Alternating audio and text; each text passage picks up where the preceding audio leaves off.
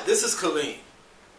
One of the questions that I get from business owners is, what should I use? A website, a blog, my Facebook page? What should I use for my business? My response is all of them. There was a time when we can get away with just having a website, but just having a website is not enough anymore. And while it might seem a challenge to try to keep up with all of this, it's similar to when, most of you probably aren't old enough to remember this, but there was a time when there was a rotary dial on the telephone. And it switched over to a push button, what was called touchtone at the time. That was a fancy name that the telephone company used so that we would pay more for the privilege of using it. But to transition from rotary to push button dramatically changed the way not only telephones were used, but how we communicated with each other, more specifically for business, how businesses communicated with each other and with their clients. Now we can actually transact business, move money around, send messages just using the buttons on the telephone. Now, how does that apply to websites and stuff? Well, your website is like your brochure. People go to your website now to see what you're about. However, they validate us by the social media and the other platforms that we're out there on, such as Facebook, YouTube, and other places. One, they use social media to see who we are, who's that face behind the business, but they also want to know what are other people saying about us.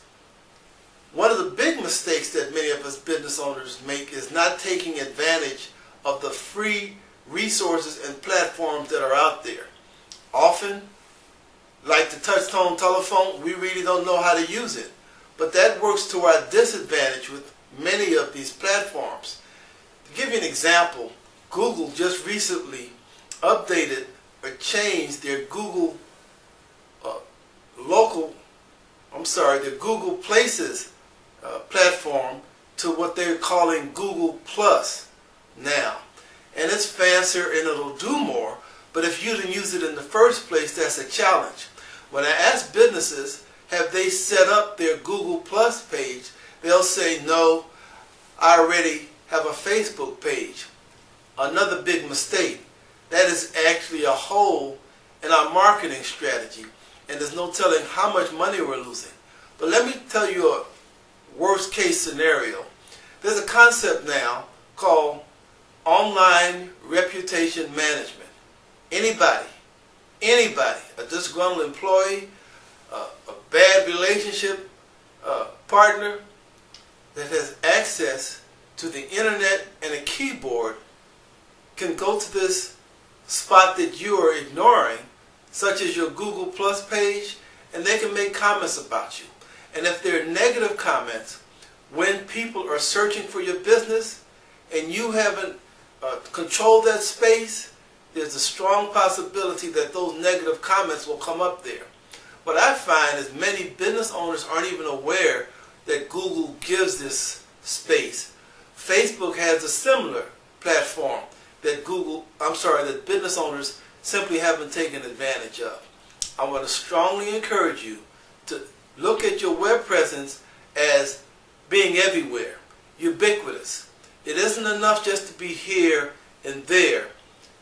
It is important to have a website, a blog, and your social media platforms, Facebook, Google Plus, because that's where your customers go and use to validate our presence, to see who we are, and then to build on whether or not they're going to know, like, and trust us. It isn't that difficult. It's just a change. And if we understand that and the basics we need to put in place, we'll build what's known as a ubiquitous presence, a ubiquitous footprint online. And when they see us in enough places, then they know, like, and trust us, and then they'll come do business with us. That's the formula. It works. I promise. I hope this was helpful to you. Thanks for watching. My name is Kalem.